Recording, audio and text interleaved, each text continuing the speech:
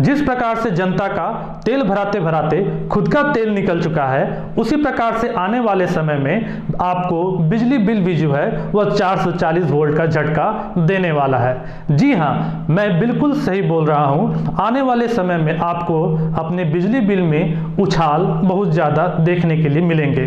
इसके बारे में हम लोग यहाँ पर खास तौर पर चर्चा करेंगे। आप देख रहे हैं कि देश में लगातार गैस के दाम और पेट्रोल डीजल से रिलेटेड दाम जो है वह एक रोज नया आवाम बना रहे हैं, डेली ही एक नए हाइक पर पहुंच रहे हैं। कहने के लिए तो हम लोग प्रजातंत्र में हैं, लेकिन यहाँ पर प्रजातंत्र जैसा कुछ भी नहीं बचा है। सब कुछ लगता है जैसे राजतंत्र के अंदर में हम लोग अधीन हैं। बस वोट देने के दरमियान ही एक प्रजातंत्र वाली फीलिंग्स आती है। राजतंत्र कहने का मतलब यहाँ पर यह हुआ कि आप किसी को भी अपने वोट से जिताएं, सरकार बनने के बाद वह व्यक्ति उसी प्रकार का हो जाता है। वह जनता के बारे में नहीं सोचता है, वह बस कुछ ही बातों के बारे में सोचता है कि उसका धन संग्रह बढ़ता रहे, खजाने में धन हमेशा बढ़ती रहे और उन्हें कुछ करने के लिए ना पड़े, उन्हें किसी प्रकार की कोई चिंता या कोई टेंशन ना उठानी पड़े। जनता के बारे में सोचने वाले हमारे यहाँ बहुत ही कम नेता अब भी देखने के लिए मिल रहे हैं। तो चलिए हम चर्चा करते हैं कि आखिर क्यों मैं बोल रहा हूँ कि बिजली का बिल जो है वह आपको जल्द ही 440 वोल्ट के झटके देने वाला है। आप निरंतर देख रहे हैं कि गैस के दाम में और पेट्रोल डीजल के दाम में हमेशा एक बढ़ोतरी हो रही है।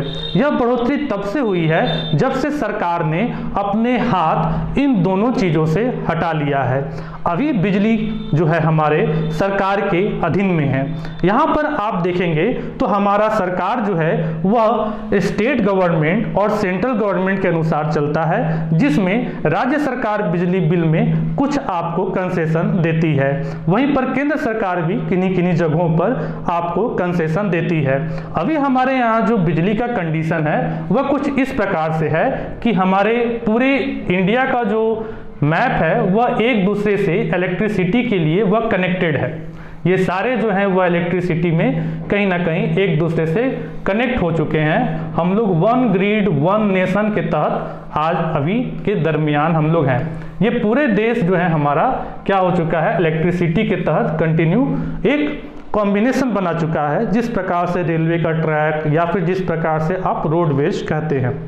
तो अभी हमारे पास क्या है कि हमारी जो सरकारें हैं, स्टेट गवर्नमेंट की जो सरकार है, उनका इलेक्ट्रिसिटी पर कुछ पावर है, कुछ नियंत्रण है, क्योंकि कुछ स्टेट गवर्नमेंट जो हैं जिनके अधीन, जिनके अंतर्गत, जिनके राज्य के अंतर्गत बिजली का उत्पादन होता है, तो वह अपने राज्य की जनता को उसी प्रकार से कंसेशन भी करते हैं। इसीलिए अलग अलग राज्यों में आपको अलग अलग बिजली बिल देखने के लिए मिलते हैं। लेकिन वहीं पर बात की जाए जो कि हमारा एक एक्ट है, यह एक्ट इंडियन इलेक्ट्रिसिटी एक्ट 2003 के अंतर्गत कुछ बातें यहाँ पर लिखी गई हैं, जिस एक्ट को अभी की जो सरकार है वह जल्द ही संसद में पेश करने वाली है। और अगर वह एक्ट को संशोधित करके वह पेश कर लेती है, चूंकि आप जानते हैं कि हमारी जो सरकार है वह अभी पूरी फुल पावर में सरकार है, तो किसी भी बिल को वह आसानी से पास करा लेगी।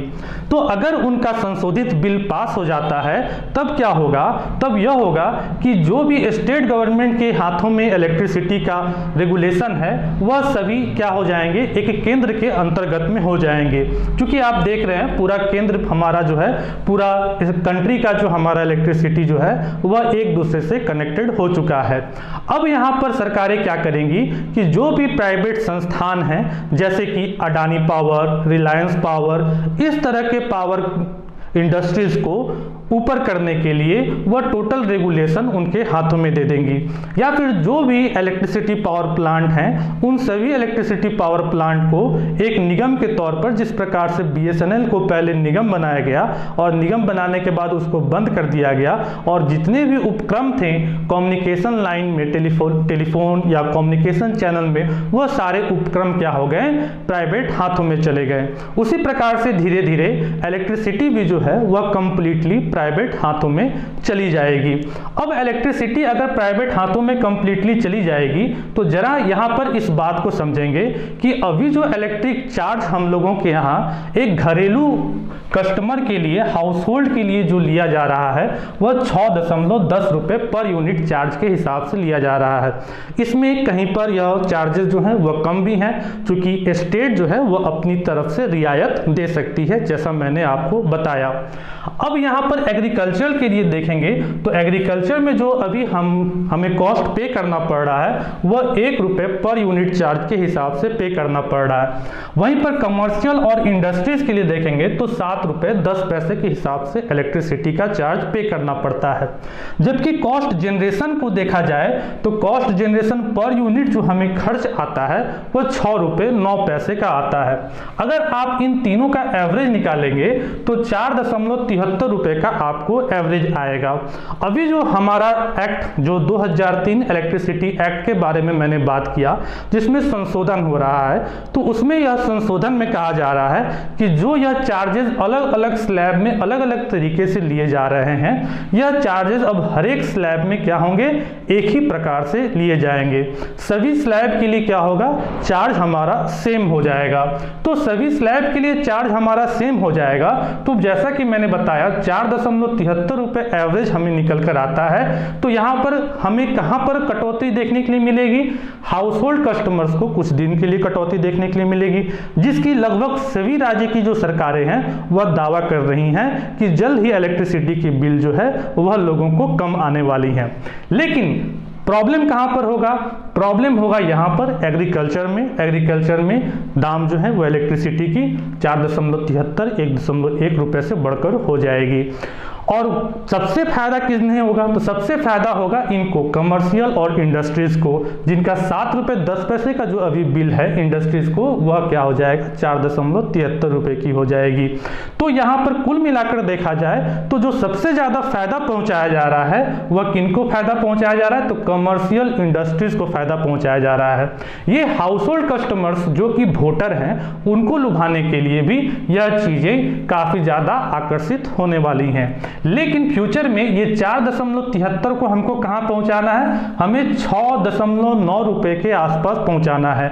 बल्कि इसमें 1 रुपए का मार्जिन, चूंकि प्राइवेट कंपनियों के हाथों में चला जाएगा, तो कोई भी प्राइवेट कंपनी जो है वह बिना मार्जिन का तो काम नहीं करेंगी। तो अगर वह 1 रुपए भी अगर चार्ज लगाती हैं, अपना मार्जिन बेनिफिट लगाती हैं, तो यह चार्ज जो है हमारा कहां पर पहुंच जाएगा, 7.9 रुपए के आसपास पहुंच जाएगा।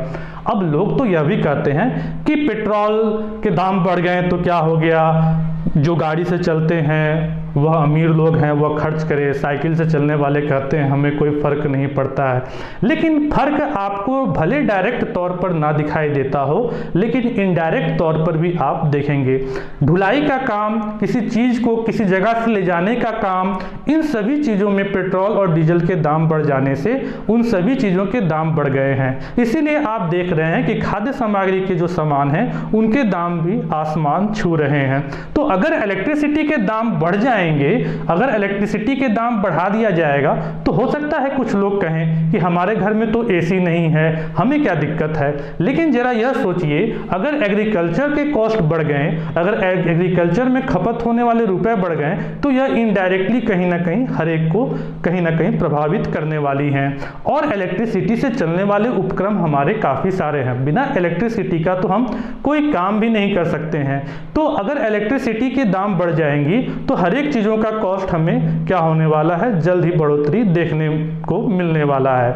वहीं पर हम बात करें कि जल्द ही हमारे बाजार में इलेक्ट्रिक व्हीकल्स भी आपको देखने के लिए मिल रही हैं, जिस प्रकार से अभी ऑटो रिक्शाज, ई रिक्शाज जो चल रहे हैं, लेकिन आने वाले समय में आपको कार, बाइक वगैरह सभी देखने के लिए मिलेंगे। तो कहीं ना कहीं वहां पर भी ये इफेक्ट पड़ने वाला है।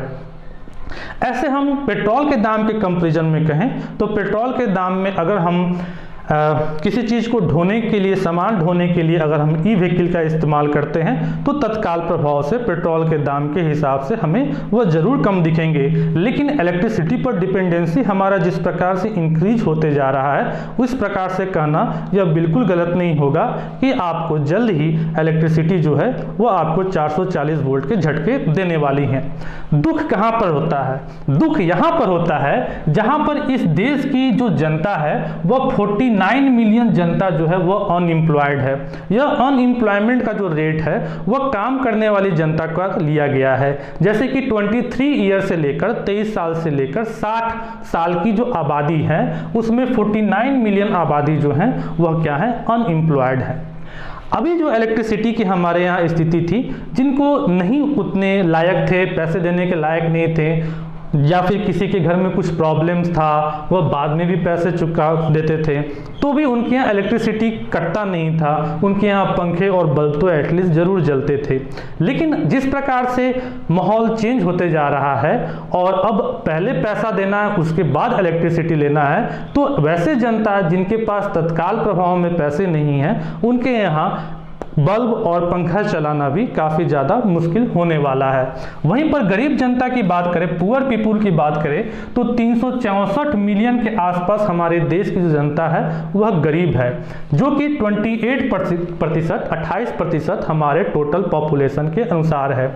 अगर इनकम और पर पर्सन इनकम की बात की जाए तो 86,000 के आसपास प्रत्येक साल के अनुसार हमारे पास प्रत्येक व्यक्ति का आमदनी बनता है, जो कि 7,221 रुपया मंथ के हिसाब से बनता है। वहीं पर प्रत्येक फैमिली के हिसाब से बात की जाए तो चूंकि देखिए अब यह 7,221 सभी को तो नहीं मिल रहा है, किसी को ज़्यादा मिल रहा है। तो अगर किसी को ज़्यादा मिल रहा है तो जायज़ बात है कि किसी को 7,221 से कम भी मिल रहा होगा। और आप खर्च देख रहे हैं कि जिस प्रकार से गैस का दाम 1,000 रुपये से ऊपर चला गया, और ऐसे तो कोई परिवार नहीं होगा जिसको मंथ में एक गैस की ज़रूरत ना पड़ती होगी, तो 1,000 रुपये तो वहीं चलेगा, है कि नहीं। और इलेक्ट्रिसिटी का भी अगर बिल महंगा होने पड़े तो फिर बल्ब जलाना, पंखा चलाना भी काफ़ी ज़्यादा मुश्किल हो जाएगा। वहीं पर अगर पर फैमिली की बात की जाए तो पर फैमिली में जो हमारा आय है भारत का वो 19,300 रुपये मंथली बनता है। अब किसी की फैमिली बड़ी भी, अक्सर जो हमारे भारतीय समाज हैं उस भारतीय समाज में जो फैमिलियां हैं वह बड़ी हैं, अभी छोटी फैमिली हमारे यहाँ भारतीय समाज में ज़्यादा स्तर पर नहीं है। तो 19,300 में अगर देखा जाए तो किसी भी जनता के, किसी भी परिवार का अपना खर्च निकाल पाना काफ़ी ज़्यादा मुश्किल हो जाने वाला है। यहाँ पर हमारे देश की सरकार को यह सोचना चाहिए कि उन लोगों के बारे में भी सोचना चाहिए कि जो लोग समर्थवान नहीं हैं उनको कैसे सामर्थ्य बनाया जाए। यहाँ पर बार बार किसी चीज़ों का दाम को बढ़ा देना ही एक काम नहीं है। यह अक्सर इसीलिए देखा जा रहा है क्योंकि अभी जो सरकार है हमारी पूर्ण बहुमत की सरकार है। अगर यह सरकार पूर्ण बहुमत की ना होती तो कोई ना कोई अपोजिशन करता तो कम से कम वैसे चीज़ तो फिल्टराइज होकर आते जिस चीज़ की जनता को दिक्कत हो रही है, जिस चीज़ से जनता को क्या हो रही है, प्रॉब्लम हो रही है। लेकिन अभी तो सरकार पूर्ण बहुमत की है, वह जो बिल चाहती है उस बिल को वह पास करा लेती है। अब आप इससे यह मत समझ लीजिएगा कि मैं किसी सरकार के अगेंस्ट में हूँ या फिर किसी सरकार के किसी पार्टी के सपोर्ट में हूँ, ऐसा कुछ भी नहीं है। ना मैं किसी सरकार, किसी पार्टी के सपोर्ट में हूँ, ना मैं किसी पार्टी के अगेंस्ट में हूँ। मैं बस यह बताना चाह रहा हूँ कि आने वाले समय में बिजली का दाम भी जो है वो आपको थोड़े दिनों के लिए लुभावने दिख सकते हैं। 4.73 रुपये के हिसाब से हाउस होल्ड कस्टमर को लुभावने जरूर दिख सकते हैं, क्योंकि हाउस होल्ड कस्टमर क्या है, वही वोटर हैं, वही असली वोटर हैं। तो इनको लुभाने के लिए यह बिजली बिल जो है वह कम आपको देखने के लिए मिलेंगे। लेकिन इस चीज़ का इफेक्ट कहाँ पड़ने वाला है, खास तौर पर एग्रीकल्चर पर पड़ने वाला है। तो आपके खाद्य वस्तु जो हैं वह जल्द ही और ज़्यादा महंगे होंगे। सबसे ज़्यादा बेनिफिट किसको पहुँचाया जा रहा है, तो कमर्शियल और इंडस्ट्रीज को पहुँचाया जा रहा है। जैसा कि मैंने बोला कि धीरे धीरे जितने भी सरकारी उपक्रम हैं इलेक्ट्रिसिटी से रिलेटेड वह सभी प्राइवेट हाथों में चले जाएंगे। तो जो प्राइवेट इंडस्ट्रीज हमारे पास इलेक्ट्रिसिटी की है वो मुख्य तौर पर अदानी पावर और रिलायंस अर्निंग्स पावर है, तो उन सभी के यहाँ पर काफ़ी ज़्यादा बढ़ोतरी इनकम में फिर से आपको देखने के लिए मिलेगी। यहाँ पर हमारी देश की सरकार को एक चीज़ सोचना चाहिए कि हर एक चीज़ का जो सॉल्यूशन है वह प्राइवेटाइजेशन ही नहीं है। आप हर एक चीज़ को प्राइवेट करते जा रहे हैं, यह उसका सॉल्यूशन नहीं है। सभी चीज़ों से आप हाथ अपना उठाते जा रहे हैं, यह सॉल्यूशन नहीं है। अगर आप सभी चीज़ों से हाथ उठा दीजिएगा तो आप कीजिएगा क्या? आप किन चीज़ों की जिम्मेवारी लीजिएगा? असल में दिक्कत कहाँ हो रही है कि हमारे सरकारें जो हैं वह देश विदेश घूमने के बाद जब वह अमेरिका जैसे बड़ी बड़ी कंट्रियाँ घूम रही हैं और जब वह खुद महलों में रहने लग रही हैं, तो वह यह भूल जा रही हैं कि हमारी देश की जनता कैसी है। वह अपने पुराने दिन को हमारी सरकार के जो चलाने वाले व्यक्ति हैं वह भूल जा रहे हैं कि आखिर हमारी देश की जनता को क्या चाहिए। हमारी देश की जनता को, ठीक है, मैं इस बात को समझता हूँ कि प्राइवेटाइजेशन से प्राइवेट कंपनियों को फ़ायदा होगा, लेकिन प्राइवेट कंपनियां जो हैं वह उपक्रम को एक अच्छे ढंग से चलाएंगी, क्वालिटी जो है वह इम्प्रूव कर जाएगा। लेकिन ज़रा एक बात सोचिए, जब पेट ही भूखा हो तो क्वालिटी, अगर मैं आपको खाने के लिए एक सेब दे दूं, आप दिन भर भूखे हैं और अब मैं आपको खाने के लिए एक सेब दे दूं, तो उससे तो आपका काम नहीं चलेगा। आपको अपने पेट को भरने के लिए भरपूर भोजन करने पड़ेंगे, चाहे उसकी क्वालिटी सेब की तरह ना हो। तो इस बात को समझना होगा और हमें भी इस बात को अपनी सरकार के पास रखना पड़ेगा कि वह भूल नहीं जाए कि हमारी देश की जनता या फिर हमारी देश की हालात अभी भी कैसी है। अभी हम अमेरिका या फिर यूरोपियन कंट्री जैसी स्थिति में नहीं आए हैं कि सरकार जो है वो हर एक चीज़ों से अपने हाथों को खींच ले और सभी चीज़ों का दाम जो है वो निरंतर बढ़ता रहे और इससे हमारी जनता प्रभावित नहीं हो।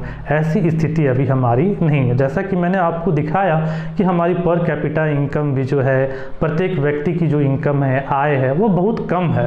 तो बहुत कम आय है, उसमें उसका अपना घर चला पाना। देखिए विदेशों में क्या होता है कि वहाँ पर छोटी छोटी फैमिलियाँ हैं, तो छोटी छोटी फैमिलियाँ, हर एक व्यक्ति कमाने वाला है, तो वहाँ पर एम्प्लॉयमेंट भी ज़्यादा है, इसीलिए वहाँ पर हर एक व्यक्ति कमा रहा है। पुरुष भी कमा रहा है, महिला भी कमा रही है, बूढ़े भी कमा रहे हैं, बच्चे भी कमा रहे हैं। लेकिन हमारे देश का तो माहौल वैसा नहीं है। हमारे देश में एक व्यक्ति कमाने वाला है और वह अपने पूरे परिवार की जिम्मेवारी उठाता है और बड़ी गर्व से जिम्मेवारी उठाता है। तो हमारे देश की सरकार को भी समझना चाहिए कि हम सभी उनके परिवार हैं और परिवार के छोटे बड़े सभी का ख्याल रखना चाहिए। बल्कि बड़ों का तो ख्याल तो कोई आप रखिए ना रखिए, अमीरों का ख्याल रखिए ना रखिए, इंडस्ट्रीज़ का आप ख्याल रखिए ना रखिए, इससे कोई फ़र्क नहीं पड़ता है उन्हें।